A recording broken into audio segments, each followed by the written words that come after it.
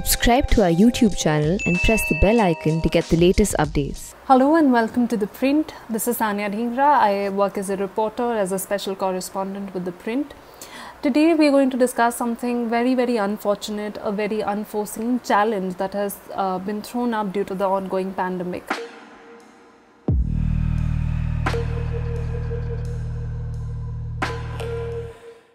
The problem of COVID orphans, these, as the phrase suggests, are children who have lost both their parents due to the pandemic, both of whose parents have succumbed to COVID-19, or children who had been raised by a single parent who could not survive, who succumbed to the virus.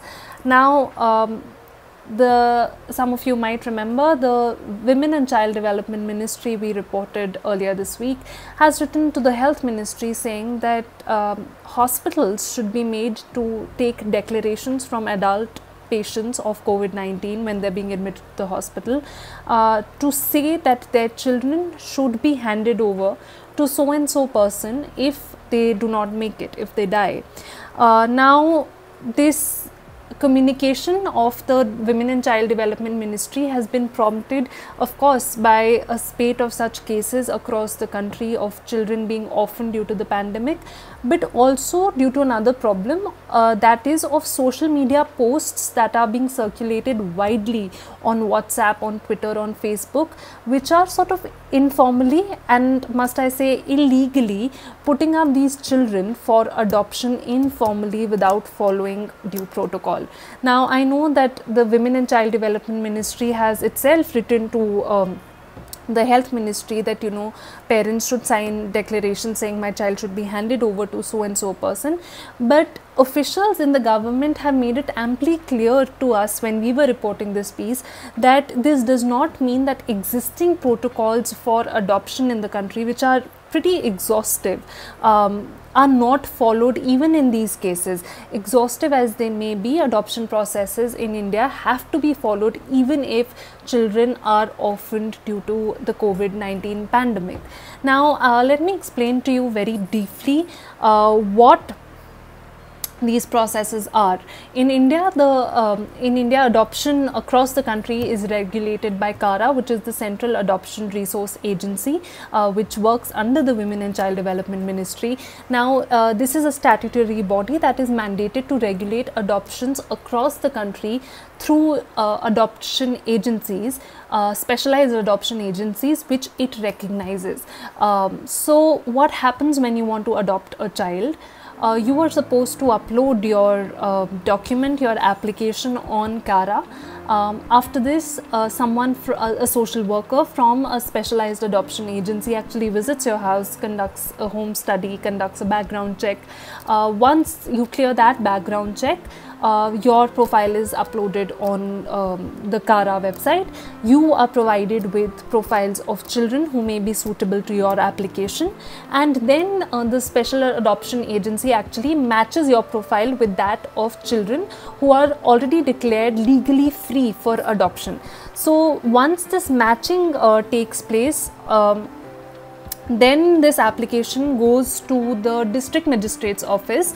The special adoption agency along with the prospective parents have to go to the DM, and finally it is the DM who clears the adoption and says that okay, hands over basically the legal custody of a child to their adoptive parents. Now, what happens when you want to adopt the child of, say, a relative or a friend? The process remains pretty much the same. You have to upload your application on the CARA website. A background check is conducted. You have to in fact give an affidavit of your financial stability, of your social status, etc., which is checked by the adoption agency. The consent of the child's parents is taken, that, you know, my child, I am giving, surrendering the guardianship or the custody of my, not the guardianship, the custody of my child to this and this person. Or in case of the absence of the parents, or if the parents have abandoned their children and the child is in the custody of a child welfare authority, the child welfare committee, then they gave their consent saying that okay, this child can be adopted by this relative of his or her. And yet then the whole process goes back to the DM, and it's the DM who finally clears this adoption application and finally hands over the custody of the child to a particular person. It is a very exhaustive process, but as we would understand, because it involves the future, the security and the safety of children, that is why the government has to follow a very, very exhaustive process in order to hand over a child's custody to someone who is not biologically their parent. Now this, even if the crisis is very unprecedented as it is in this case, this process cannot be circumvented or waved off. So even if in this kind of a moment a lot of children are being unfortunately orphaned, they have to go through this process in order to get adopted. Now what this means is that you cannot adopt a child through a social media post on WhatsApp or on Facebook or on Twitter.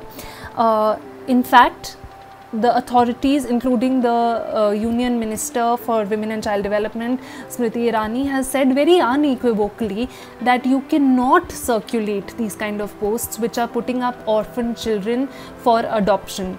You know, we have come across posts ourselves of, say, 2 girls who have been allegedly orphaned due to the pandemic and they're up for adoption. These messages were being circulated on WhatsApp and the police had to get involved, the child welfare authorities had to get involved.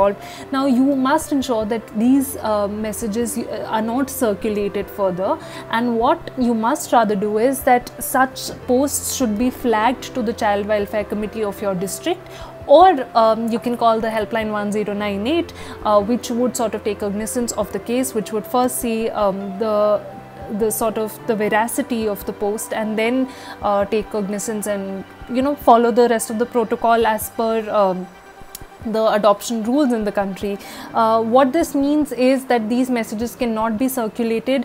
You cannot, anybody cannot take the custody of a child who is not biologically theirs informally. Without this process, you cannot adopt a child, and that is illegal.